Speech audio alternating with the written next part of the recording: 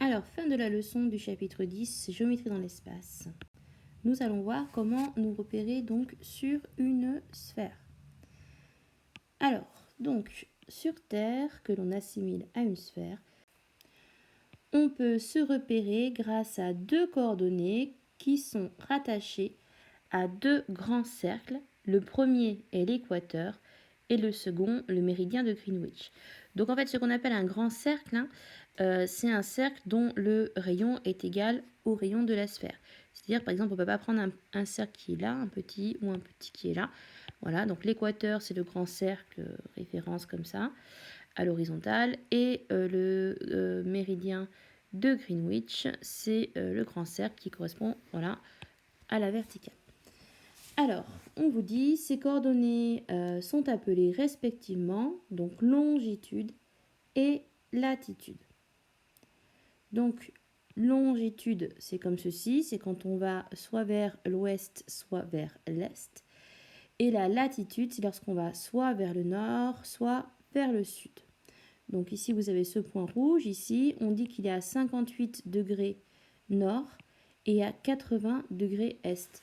Alors, il faut faire attention, elles ne sont pas toujours données dans le même ordre les coordonnées. D'ailleurs, dans un des deux exercices, je crois qu'elles sont données à l'envers par rapport à ce que je vous donne là. Donc d'abord, on a donné la latitude 58 degrés nord et après la longitude 80 degrés est. 58 nord et 80 est par rapport à ce point-là, 0, 0, qui correspond à l'intersection du méridien de Greenwich et à l'équateur. Donc ici, on a représenté une sphère. Donc on a le centre de la sphère, O, qui correspondrait au centre de la Terre, le pôle nord, le pôle sud, le point P, le point M. Dans cet exemple, les coordonnées géographiques du point M sont, alors d'abord, donc on va donner la latitude, donc soit nord, soit sud. Donc on voit qu'on est à 45 degrés au nord. Donc on va noter en rouge. Voilà, donc vous le faites aussi sur votre feuille, donc 45 degrés nord. Et ensuite, on continue pour trouver la longitude. Donc on regarde ce schéma.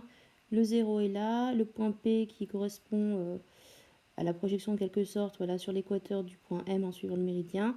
On voit qu'on a un écart de 20 degrés et on va vers l'est.